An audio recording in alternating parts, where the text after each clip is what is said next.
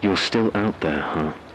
Somewhere, maybe in the dark, behind the rusted husk of a burned-out bus, or curled up in a rain-soaked cellar beneath what used to be a grocery store.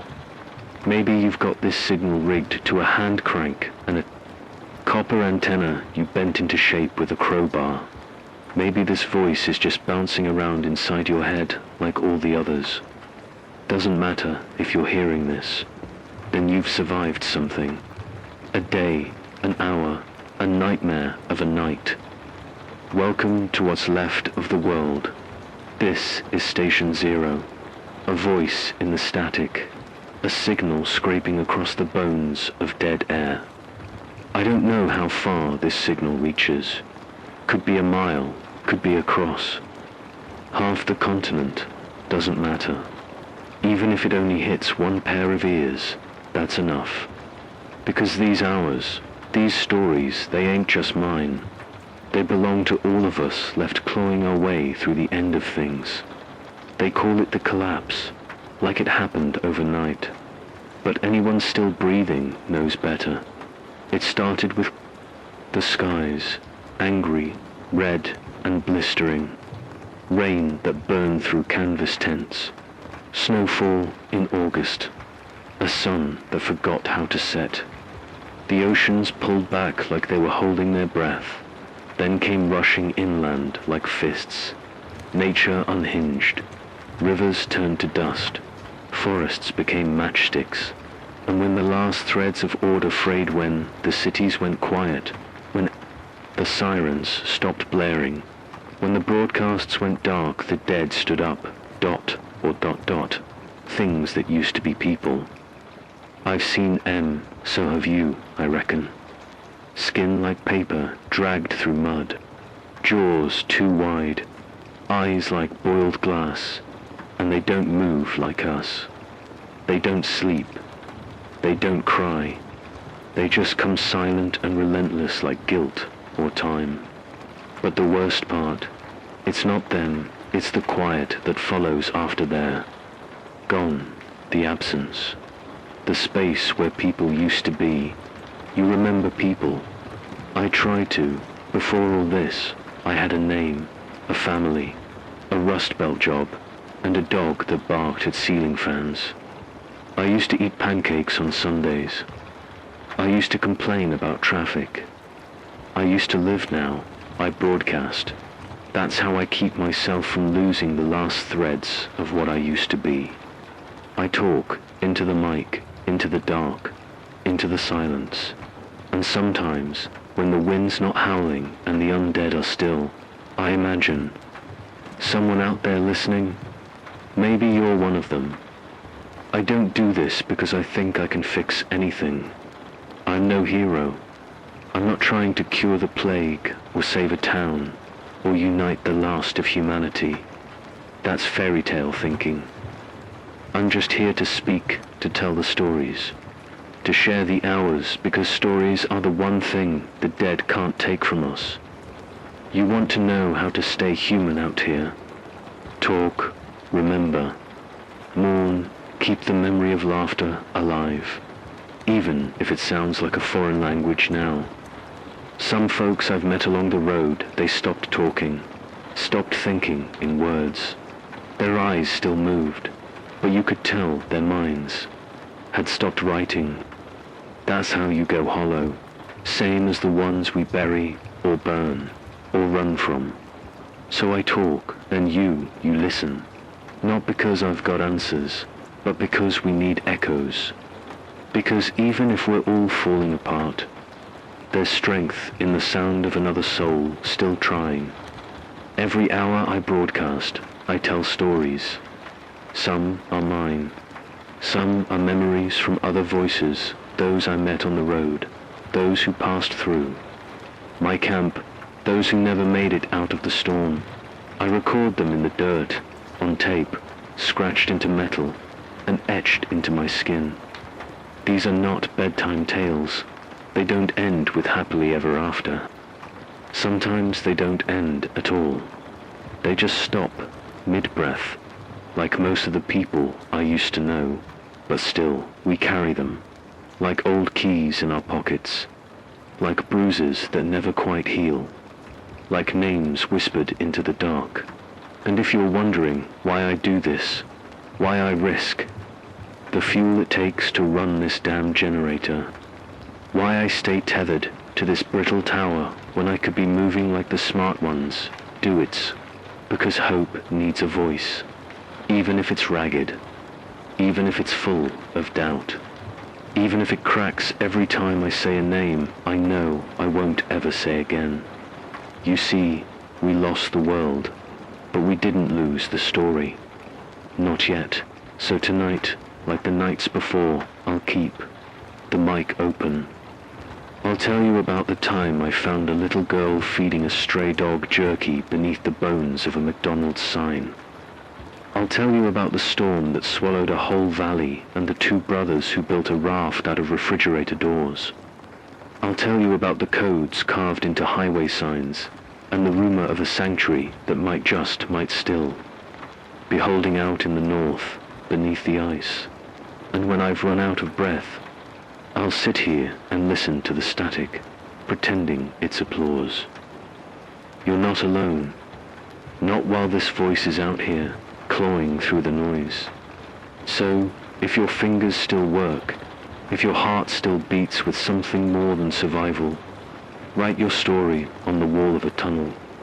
Etch it on an old lunchbox. Whisper it into the wind. Someone will hear. Maybe me. Maybe someone you'll never meet. But they'll hear. And in that moment, the world won't be entirely dead. Welcome to Hours of Zombie Apocalypse radio broadcast. Narrative stories. This is your voice in the dark, and we're just getting started. Asterisk, the world didn't end with a bang. It ended with a long, choking breath. A breath of smoke, of dust, of chemicals and ash. By the time we realized it wasn't just another bad storm season, another dry year, it was already too late. Climate collapse didn't come in waves, came all at once, like dominoes crashing after the last shaky breath of balance tipped them over. The sky's been wrong for years now. What color is blue? I barely remember.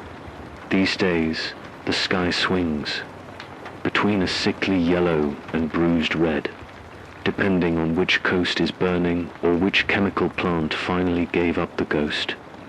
Sometimes it rains, if you can call it that. The drops are oily, the color of old pennies.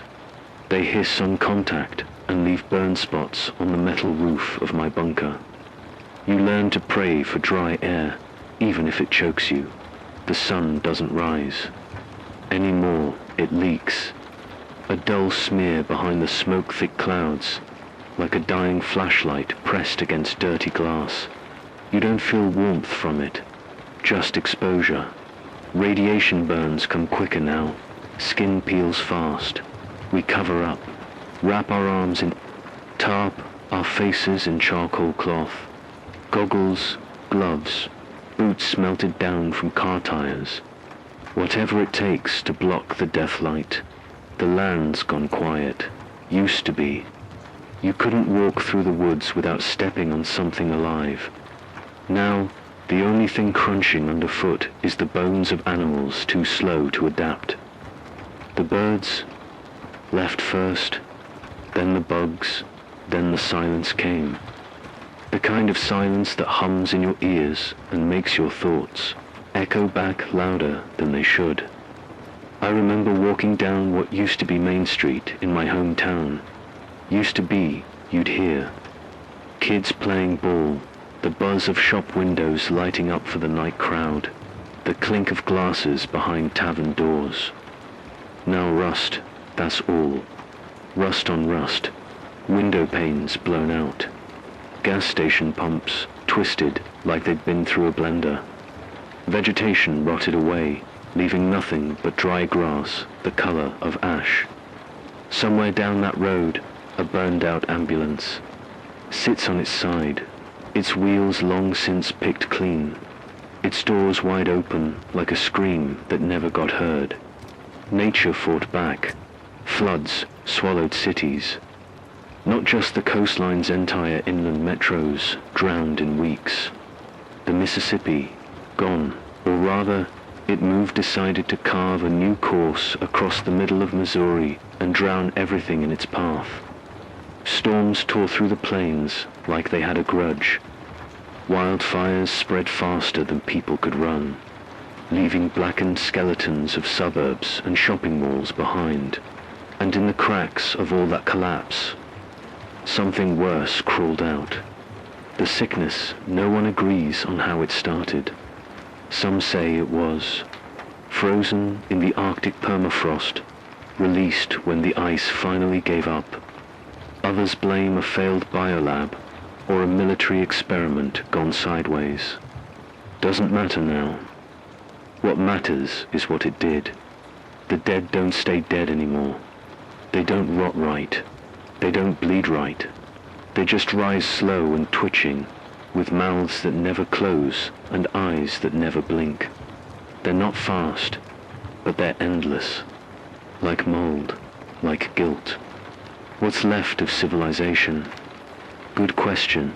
Governments dissolved fast. The ones that didn't fall from within collapsed under the flood of refugees, the food riots, the power grid failures. Military outposts turned into fortified bunkers, then graveyards. Every map you remember, burn it. Borders don't mean anything. Anymore, there are only zones now. Zones of death. Zones of ruin. Zones of maybe, if you're lucky. Not dead yet. You've got survivors clinging to fractured hope. Some of them form scavenger bands. Think Mad Max, but sadder patched-up armor, duct-taped weapons, and eyes so tired they can't even glare anymore. Others formed cults, worshipping the storm, the sickness, even the undead. Some believe this is divine punishment. Others think it's a second evolution. They carve their truths into walls and skin alike. Then there are people like me, alone, moving when I can, broadcasting when I can't. I live in the shell of an old NOIA weather station just outside what used to be Kansas City. It sits above a dried-out reservoir, the cracked bed like a giant fossil beneath my feet. I power everything with a cobbled-together generator solar. When the haze lets in enough light, pedals when it doesn't. Batteries, scavenged from wrecks, are gold. The air is thin and full of lies. You can't trust the wind anymore. It carries sickness. Sometimes it screams. I don't ask why. At night, I hear the groans, soft at first, then louder. Some are human, most aren't. I've got tripwires set along the perimeter. Empty tin cans, broken glass, makeshift alarms, but they don't always go off.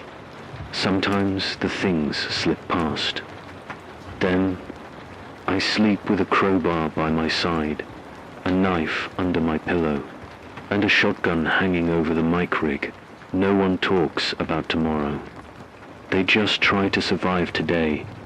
Still, the fact that I'm here, speaking into this mic, tells you something. There's breath in my lungs. And if you're hearing this, then there's breath in yours, too. This world is a graveyard now, but even graveyards grow weeds. Even in the ash, something always tries to live. Asterisk names used to mean something. Now, they're just leftovers. Echoes of another life. But I'll tell you mine anyway, what's left of it. My name is Ezra Cole. Before the fall, I was a sound technician, freelance radio engineer. I worked behind the boards, not in front of them. My job was signal clarity, smooth levels, satellite, alignment.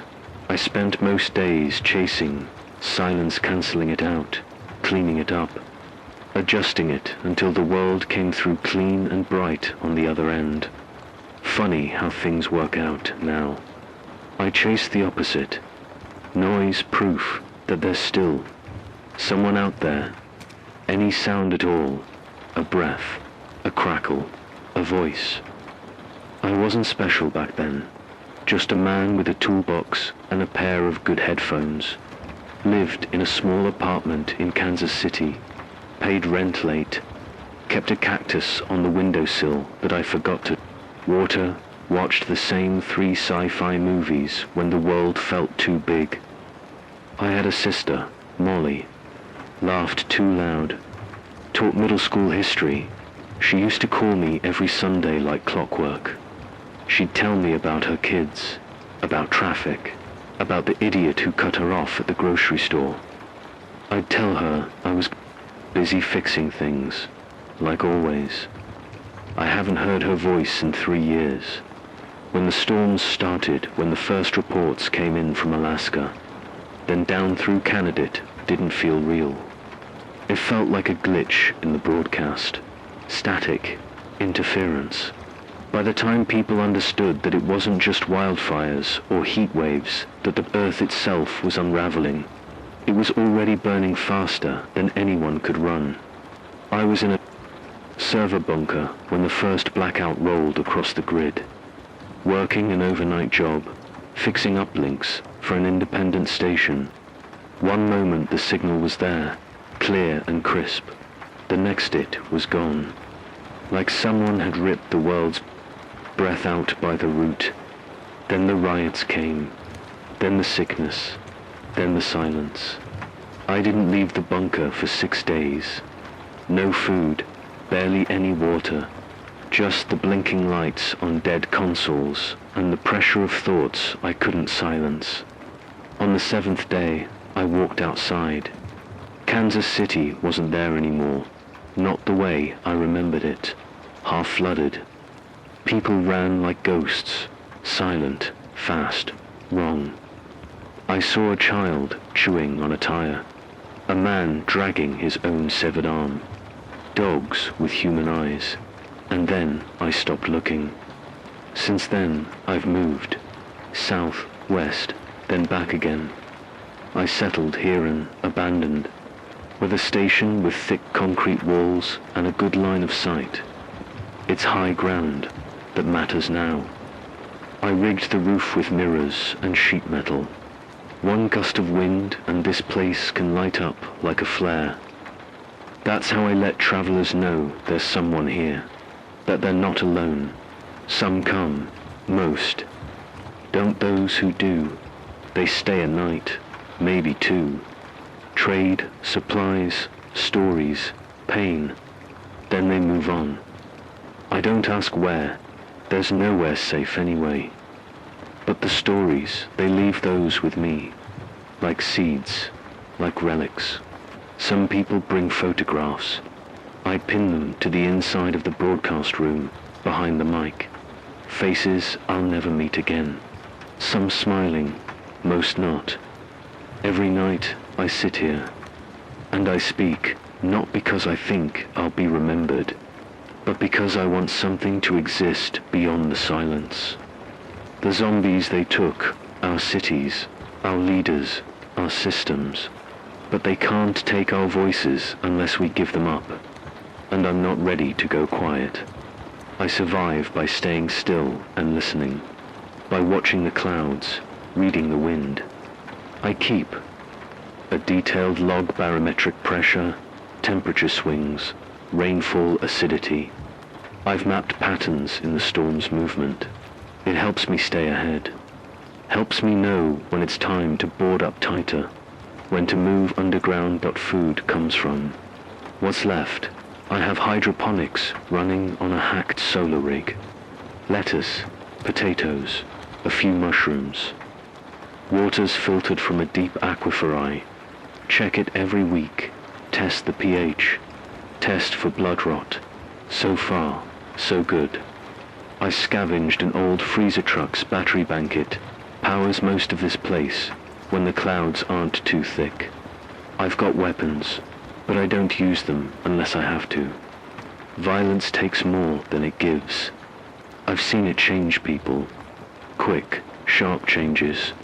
People I knew who used to teach kids or fix cars turn into murderers over a can of peaches. That's what fear does when it goes too long without rest. Me. I keep busy. I patch up old radios. I broadcast. I document. And I remember. That's the part no one talks about. Not the hunger, not the danger, not even the dead. It's the remembering that hurts the most. Every smell, every familiar crack in the sidewalk, every corner of a room where a person you loved once stood. There's a photo of Molly taped to the inside of my storage locker. She's laughing, holding a paper plate with a burnt cupcake on. I remember that day. It was my birthday. She made me promise I'd take a real day off. I didn't, but I showed up anyway. She forgave me like she always did. If she's still out there, God, if she's still out there, I hope she's not alone. That's the real killer in this world now. Not the teeth, not the claws, not the storms. It's the isolation. It's forgetting what another voice sounds like. Forgetting how it feels. When someone says your name with warmth, not warning. But this is what I've got now. A mic, a signal, a story to tell. I don't know if this broadcast reaches far. Some days I think it doesn't leave the county. Some days I imagine it bouncing off satellites and beaming down into some survivor's bunker on the far edge of the wasteland. You, maybe Dot. And if that's you, if you're out there huddled next to a cracked radio, trying to keep the batteries warm enough to last one more night, then know this. You are not forgotten. I don't need to know your name to care. I don't need to see your face to understand your struggle, because I'm walking through the same fire. We all are. That's the last thread of humanity holding this thing. Together we survive by remembering, by speaking, by listening, so I'll keep talking until the generator gives out, until my lungs go quiet, until the sky turns black for good. My name is Ezra Cole, and this is the sound of what's left of the world. Asterisk. There are days when the world doesn't try to kill you outright, and then there are days like today. Something's changed. The air feels tighter. The heat presses down harder. The silence outside is too clean, too expectant, like the world is holding its breath, waiting to exhale something wicked. I noticed it 3 mornings ago. The wind changed direction, started blowing in from the southeast, from what used to be Louisiana. That wouldn't be a problem normally, but I've lived through enough storms to know this wasn't weather. This was something else, something sick. I climbed the weather tower and looked out past the ridge. Everything looked still, but the sky was bruising darker by the hour, the clouds rippling like oil on water. The birds, what few remained, flying. Even the undead seemed to disappear underground, like they knew what was coming. That's always a bad sign. And then the rain came. Not acid this time, though that's bad enough. No, this rain was thick, clotted, brown and heavy, like water pulled from the bottom of a swamp. It left streaks across the roof that didn't dry. I collected some in a glass jar, just to test its old habit. After 15 minutes, the metal ring on the jar's lid started peeling. After 20, my fingertips felt numb just from touching the surface tension. Contaminated, maybe. Fungal, spore-based. I don't know anymore. Nothing out here follows the rules of science. It mutates faster than we can study it. I sealed the station tighter than a submarine. Vents closed. Air intake filters swapped out. Even ran a UV cycle, used up half a solar cell, but it was worth it. I don't take chances with the air anymore. That's how I lost Gideon. Gideon was a scavenger. Smart kid, barely 20. Used to ride out on a reinforced dirt bike with filters strapped. to his shoulders like wings. He brought me parts I couldn't scavenge myself. Mic capacitors, old tape reels, sealed cans of food stamped from the pre-collapse days. We had a trade system. He kept the signal alive. I kept him warm and fed. Last time I saw him, he said he was going west. Heard a convoy got through Utah. Said they found a pocket of clean water, untouched by rot. Promised he'd return. 3 weeks later, I got a signal burst. Just one, a whisper of static. Then a single word. Don't. That was it. Haven't heard from him since. That was 4 months ago.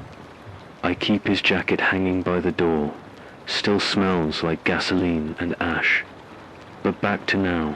3 days of unnatural rain turned the southern horizon into a low, rolling fog. The kind that doesn't move with the wind. The kind that pulses like it's breathing. I thought about abandoning the station heading north, maybe trying to catch one of those rumored caravans, but I've stayed too long. My body's tuned. To this place, my defenses are built for this exact perimeter. And besides, running without a map is suicide. Especially now, because it's not just the rain that changed, it's the dead. They're getting smarter. I know how that sounds, but I've seen it. 3 nights ago, something tripped the east fence. I went out with my flashlight, expecting a stray branch or a raccoon. But there was nothing there, just silence. I reset the tripwire, turned to go. Back inside, and I found footprints, bare human-shaped, but wrong, too long. The toes curled upward, and they weren't dragging like they usually do. These were precise steps. Measured, I found the same prints again yesterday, and again this morning. They don't circle anymore. They wait, they linger, they test. The undead used to be predictable. Slow, stupid. You could outrun them, trap them, confuse them with sound. But now they hesitate. They respond to patterns. I set off my old emergency siren an hour ago, just to test the theory. Nothing happened for 10 minutes. Then 4 of them emerged from the mist, slow, swaying. But when they reached the edge of the broadcast compound, they stopped. Just stopped and stared for 27 minutes. Then, without a sound, they turned around and walked away. That's not instinct. That's intent. Something's changed. And if I had to guess, I'd say the rain brought it now. I've got decisions to make. Resources are dwindling.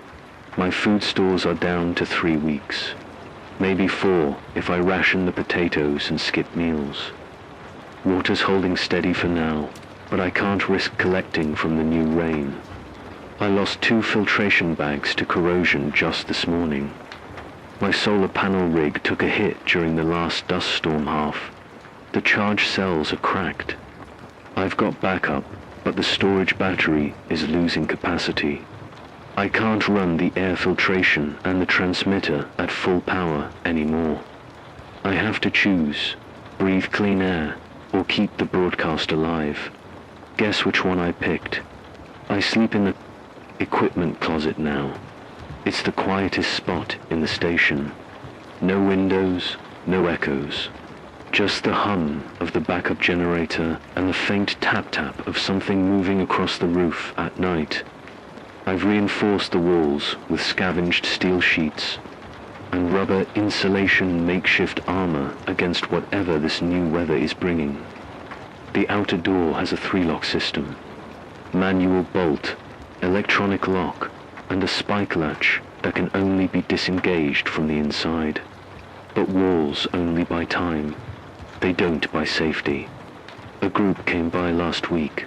Not infected. Not dead. Worse, humans with no soul left.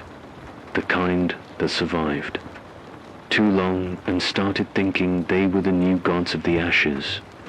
One of them had a necklace made of teeth. Another wore a gas mask with symbols painted in blood. They didn't talk at first, just stood at the fence line watching. Then one of them lifted a crude speaker and played something. It was my voice, a recording from one of my broadcasts, my own words thrown back at me.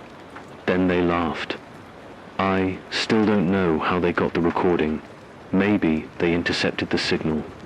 Maybe they've been listening longer than I realized. Either way, I didn't sleep for 2 nights after that. This isn't just about survival anymore.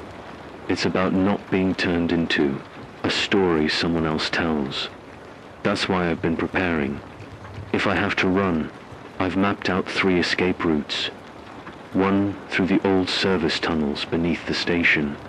Another along the ridge where the rocks make vehicle access impossible. The third is through the marsh dangerous. But the fog works both ways. There's one last option north. I single quotes via been hearing things on the shortwave. Fragments, partial signals. A woman's voice, sometimes. Repeating a call sign, Aurora Base. She mentioned something called the clean zone. A place where the air still feels like air. Where the undead don't breach the tree lines. Where food grows again. Could be another lie. There've been plenty. But then again, lies don't tend to repeat at the same exact frequency every 4 hours on the dot. I've started building a signal amplifier. Old parts, déchets from a downed satellite van. If I can boost my range, I might be able to reach them, or at least confirm if they're real. But I need time. And time is the one thing this world no longer hands out freely. The storm on the horizon is growing. The clouds look like they're boiling now. And I can hear the wind not like a whistle, but like a voice. Like something massive scraping across miles of broken land. The dead are learning. The living are turning. And the earth itself is rotting from the inside out.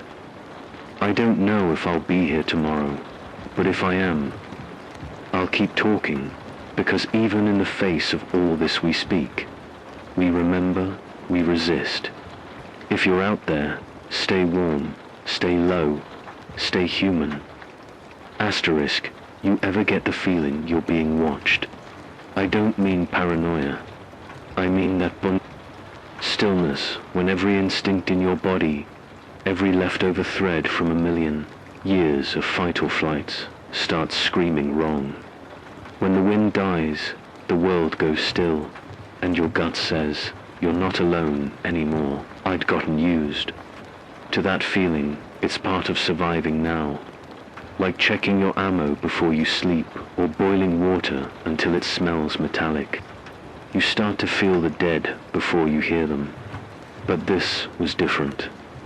This wasn't one groaner wandering in from the west fence, or a crawler dragging itself across the cracked earth like a busted puppet. No, this was organized. That's what scared me the most. It started with the lights. A week after the tower broadcast, the one where I said the dead were changing my generator lights, began flickering at random. Now, usually that's just the panels choking on soot again, or the old solar cells deciding they hate me. But this wasn't the same.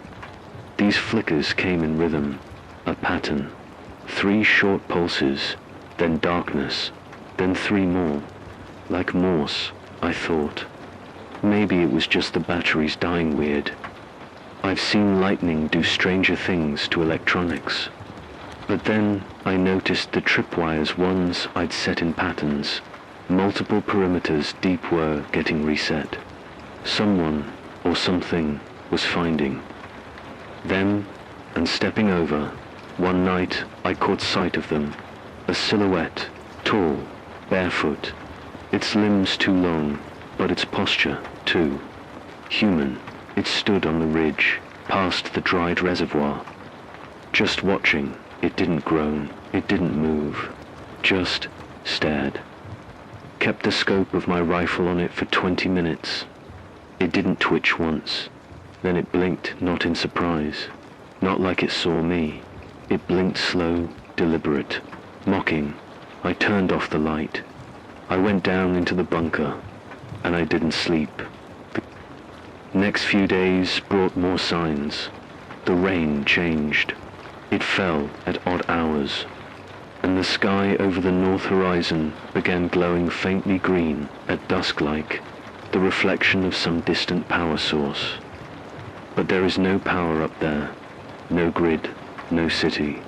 Only what used to be an old airbase Langford buried under years of dust and bad memories, unless someone reactivated it, or something. By the third day, I started picking up voices in the static, not clear ones, but fragments, echoes. I'd scroll through the dial and catch whispers between the hiss, like breath pressed against broken glass. ... we see you. ... don't follow the light. ... Langford isn't empty. At first I thought, maybe it was interference. Maybe some other broken broadcast bleeding into mine. But the fragments matched what I was experiencing. It felt personal. And then came the broadcast. I was mid-transmission, talking about safe food stores in abandoned. Storm shelters, just another survival segment when the signal cut. Not jammed, not static, just gone. My voice vanished from the air. I slammed the console, checked wires, restarted the generator twice. Then the radio crackled on. A new voice slid through. You're not alone in the tower. A woman's voice. Calm, smooth like smoke. Not panicked, not warning. Informing. I grabbed the shotgun. Ran a full perimeter sweep. Nothing, no breach, no prints. Even the tripwire cans were untouched. But the moment I got back to the booth, my broadcast was still. Liv, she'd hijacked it. Spoken through me. Or maybe over me. The next hour, I didn't speak. I listened. I recorded everything. The same phrase played again, this time with a second sentence. You're not alone in the tower. You never were. Something had changed. In the dead, I began hearing stories through shortwave from other scattered survivors still broadcasting. Reports from across the plains, down in parts of old New Mexico, even a scratchy voice from somewhere in the Rockies. They were seeing the same thing. The undead weren't just wandering anymore. They were circling, waiting, herds moving as one, coordinated like wolves. A group in Colorado Springs was wiped out when their bunker was surrounded, waited out for 9 days, then stormed when they cracked open the air vent to breathe. These aren't the slow corpses we grew up fearing. They're learning, or something's learning through them, and it got worse. I found carvings etched into trees, scratched into metal guardrails. Same symbol, again and again. A circle bisected by a vertical line, flanked by 2 horizontal slashes, almost like a crude eye with scars. Sometimes I'd find them days apart. Other times, they'd appear overnight. Close, too close. One was scratched into the wall of my bunker's upper level, and I didn't put it there. It all came to a head when the signal flare went off. I've got this old emergency system of flare. Launcher connected to the tripwire perimeter, set to fire if motion is detected at all for quadrants at once. It's never triggered in all the years I've lived here, until 2 nights ago at 3:12, the sky lit up, a screaming red bloom above.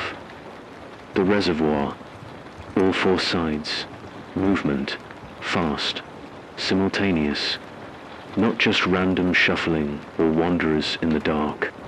A coordinated approach. I went dark, killed the generator. slid into the crawl space with my gear, watched through the tiny slits, dot figures, dozens, but not all were dead. Some walked too smoothly, others whispered. One had a radio clutched in its skeletal fingers, still buzzing with static. They moved toward the tower, then paused, waited, as if listening. Then one of them, taller than the others, face wrapped in burned gauze, raised a single hand. The rest dispersed, vanished like smoke, and just before he turned to leave, he looked directly at my slit window. He smiled. I haven't slept since the static on my broadcast is changing. I record every sound, every shift, like it's scripture. There's intent now, design. Some nights it spells coordinates. Other nights it whispers memories I never said out loud. Last night the radio played a recording of my voice from a message I never broadcast.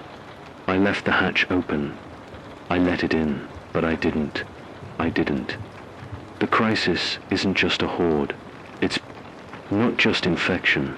It's the idea that someone is listening back, using the old towers, the storm systems, the broken web of long-dead communication lines, using us as microphones, as receivers, as hosts. The undead aren't changing randomly. They're being programmed. And if what I heard in the final fragment is real, if what that voice said is true, then whatever's behind this isn't just controlling the dead, it's speaking through them. Langford was never abandoned, the voice said. It was activated. I've got no choice now. Tomorrow, I head north. I have to see what's inside the Langford ruins. I have to understand why they're watching the tower, why they haven't breached, what they're waiting for. But tonight, I keep the light low, the broadcast steady. I warn you now, if you're hearing this, if you're near an old military zone or a decommissioned weather radar tower, get out. They're not looking for food anymore. They're looking for frequencies. And we've all been transmitting our location since the world fell silent. Asterisk, asterisk, if you're out there listening. Don't go to the lights. I know they seem like safety, civilization, order. I know what they promise: power grids humming back to life, canned food stacked neatly, clean water, heat, humans with calm voices and walkie-talkies. But I've seen what's behind those lights.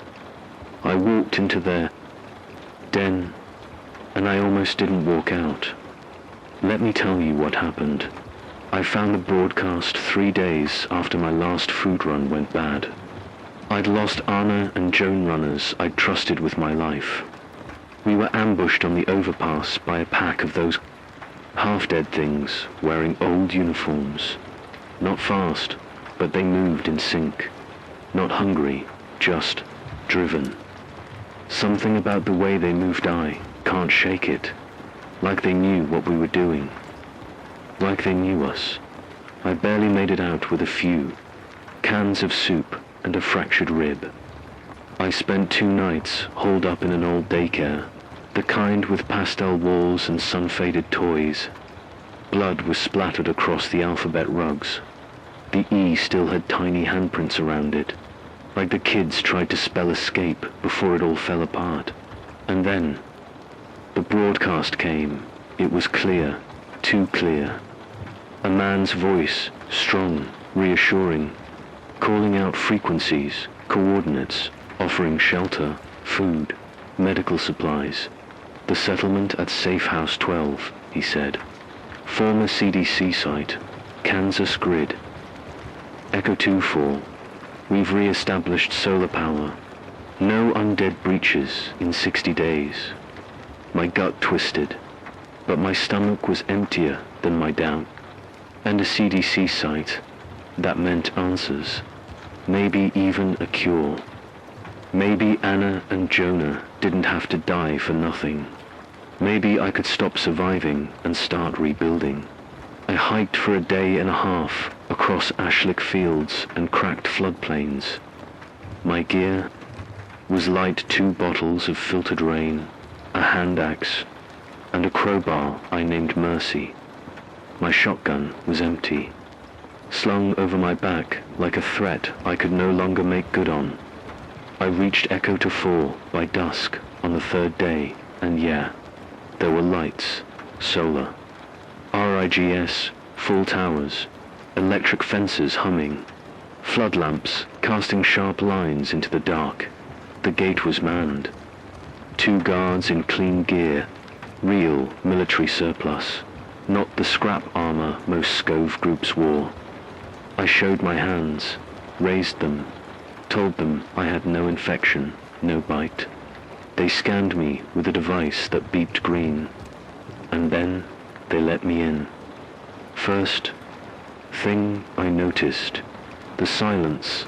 It wasn't the natural kind, like you get in the woods or deep underground. It was curated, engineered.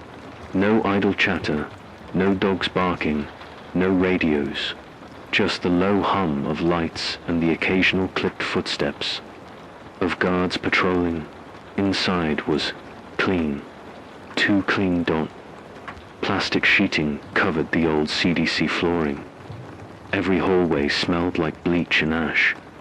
There were sleeping quarters, ration dispensers, showers that worked, people but they moved like ghosts. No eye contact, no laughter, just tired, well-fed shadows. And then there was Dr. Rail. He met me in what used to be a children's vaccination room. All the cartoon posters had been ripped down, the walls scrubbed sterile white. Rail wore a half-buttoned lab coat, sleeves rolled up, scars down his forearms. His voice was the one from the broadcast. "Welcome," he said. "You made it." I asked about the infection. He nodded, motioned to a touchscreen on the wall. Data streamed by genetic profiles, heat maps, neural clusters. It was too much, but the words he spoke hit harder than anything I'd seen. "It's not a virus," he said. "It's a network." I asked what he meant. He said, "They're not just zombies, they're connected. Think fungal threads. A kind of biological signal relay.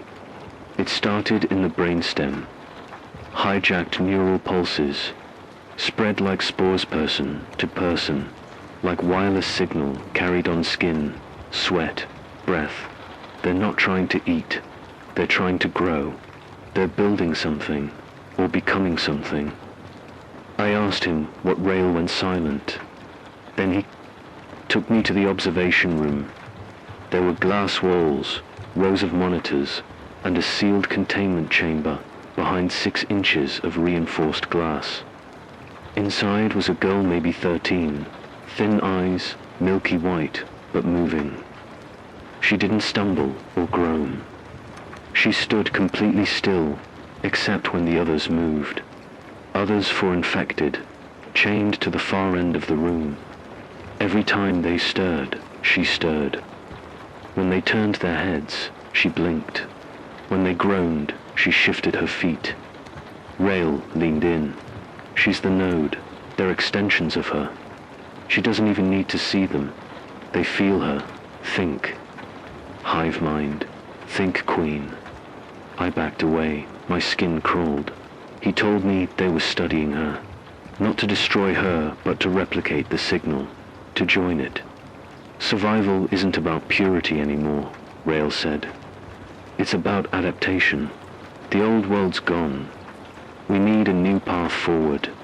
One species, one will. That's when I saw it, the tiny metal ports in Rail's neck. Surgical, embedded, pulsing faintly.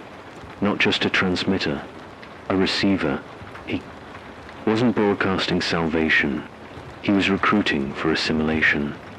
I ran quietly, not smart. I took out one of their soldiers with a fire extinguisher and ducked into a maintenance shaft. The entire facility lit up red. Alarms, shouting. a synthetic voice echoing down the walls. Containment breach in Quadrant 7. I don't remember how I got out. Just flashes. Crawling through ducts slick with condensation. Kicking out a vent into an old incineration chamber. Setting off a fuel fire as cover. Shooting a guard with his own dart gun. His face, he didn't even resist. Just stared at me with that calm, synced look. Like it didn't matter anymore. Like he wasn't home. I made it to the perimeter fence by sheer instinct. Something in me, something primal refused to submit, even when my lungs burned. Even when I felt the sickness in my blood, that raw ache in my bones from breathing their recycled air. I don't know how long I walked. I passed through ghost suburbs, rail yards, wind-choked farmland. Didn't stop until my legs gave out beneath.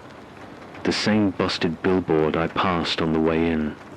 The billboard that said, "We're all in this together." Now I sit here, broadcasting to nobody and everybody. I can feel something inside me, shifting. My dreams are no longer mine. I see them when I sleep, the girl, the chamber, the ones who've grown in harmony. I think they marked me, maybe even seeded me, but I still have a choice. For now, so here's the truth. If you're still listening, the infection was never about death. It was about unity. The infected aren't mindless. They're part of something larger, something deliberate. They don't want to consume the world. They want to replace it. Dr. Rail said humanity fractured the planet. Now they want to fuse. We have to ask ourselves, what's worse? A broken world filled with individuals who survive alone, or a connected one where nobody is truly free? Asterisk, I can't stay here long. They're close again. I feel them in the bones of the earth. Every breath is harder. Every shadow knows my name. This might be my last broadcast, or maybe the beginning of another voice added to the chorus. If you hear me, if you understand, follow the light. Don't believe the calm voices, and for the love of everything we used to be, ... stay. Human, it's done. Or maybe it isn't. Maybe nothing is ever really done in this world. We keep thinking there'll be an end point, a finish line, a conclusion to all this horror. But there isn't. Not really. Just different kinds of quiet. And now, it's a different kind of quiet. After the fire, after the screaming, after the walls came down and the floodlights dimmed, what's left of the station is just bones. Scorched earth. A ring of spent shell casings and broken flood lamps. The scent of gasoline clings to everything. It's in my jacket, my hair, my lungs. I think it'll be there long after I'm gone. But I'm still here. Static, still breathing. Sable didn't make it. I found her in the northeast corridor, crumpled beneath a collapsed beam. Her left hand was still wrapped around her radio pack. She tried to call out there's blood on the receiver, a faint smear across the cracked glass, but I never heard it. God, I never heard it. I buried her myself, just outside the fence, under the only pine tree that still stands. She used to sit there during her morning watch shift, sipping that awful bitter tea she brewed from dried mint and regret. I marked the grave with one of her boots. It's stupid, I know, but it felt ... right. The kid, the one who wouldn't tell me his name, he survived. Burned bad across his left arm, and whatever was in his lungs from that firebomb is still rattling in there like gravel, but he's alive and quiet. He hasn't said a word since the station fell.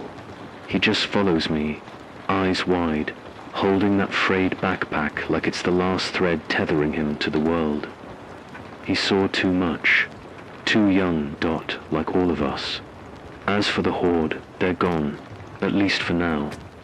After the blast, the flames, the gunfire, they scattered like rats from a sinking ship. Some were taken by the fire, some by our last traps, and some just wandered off into the smoke, like they forgot why they came. But I know they'll be back. Eventually they always come back. That night the night everything burned, we bought time. Nothing more. We didn't win. There are no victories left in this world. Just moments when you don't lose everything. The emotional weight hits hardest after the adrenaline drains. You don't think about it when the bullets are flying, when the fire's raw, when someone you love is bleeding out and you've only got seconds to act. You move, you survive. You press forward because backward means death. But after, you're just left sitting in the ash, wondering why you survived at all. I spent the next morning in the radio room. What's left of it? The walls are scorched. The old world map on the wall where we'd put pins for every broadcast. We received is half-burned, melted in the middle like some dark hole punched through it. Our future erased, but I got the transmitter running. Took me 6 hours, 3 battery swaps, and a miracle. But it hummed, static at first, then soft signal tones. I tried to ping any survivor channel, still broadcasting. Nothing, just dead air. Then, somewhere around nightfall, a click, then a voice, broken, scratchy. A woman older maybe.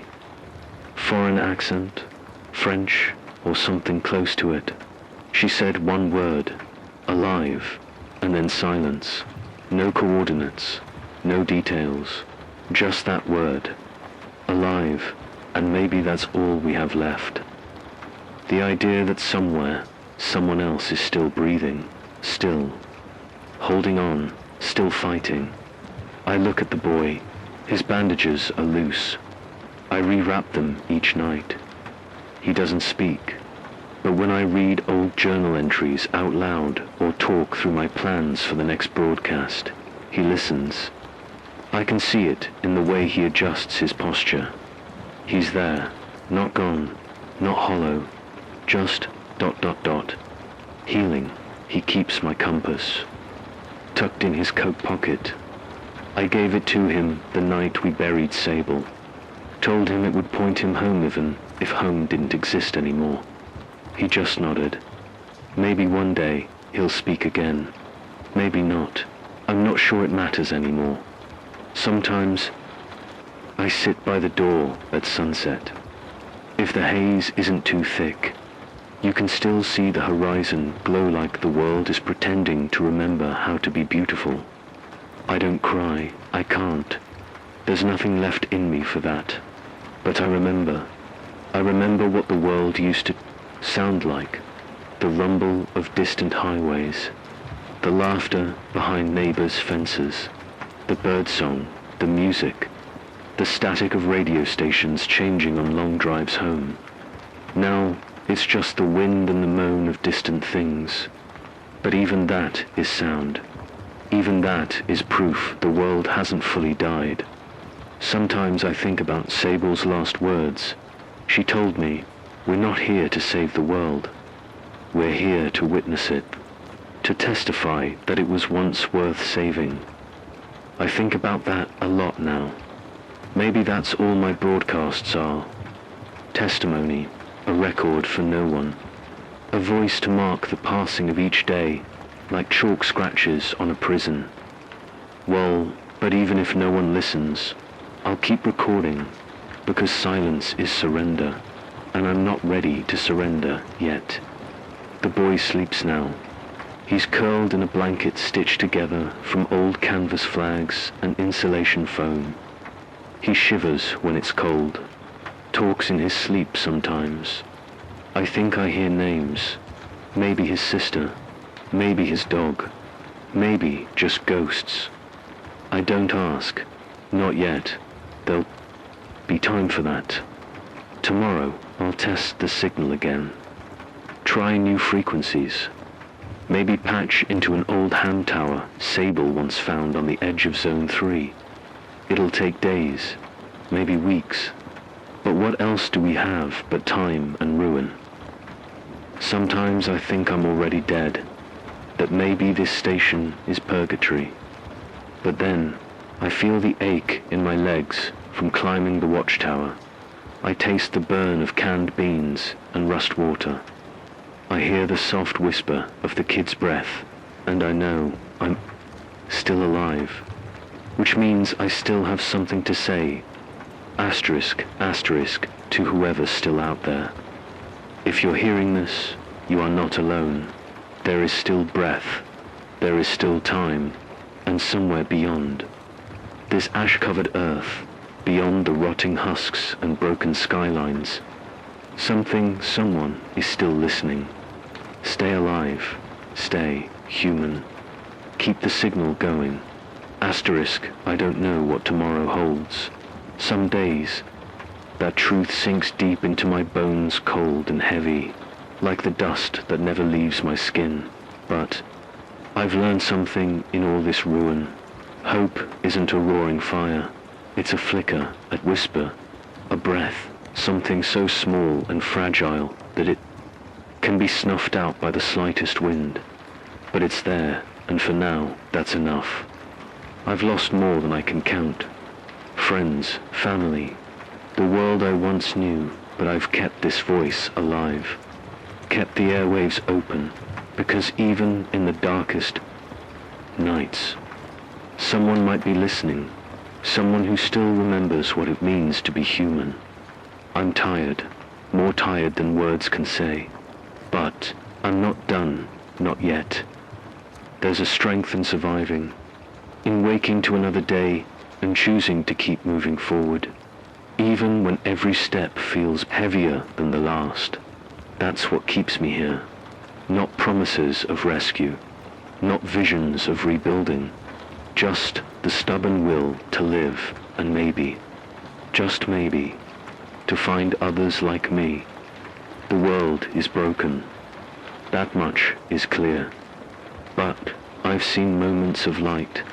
A wildflower pushing through cracked concrete, a child's laughter carried on the wind, a small campfire shared between strangers who choose to trust, if only for a night.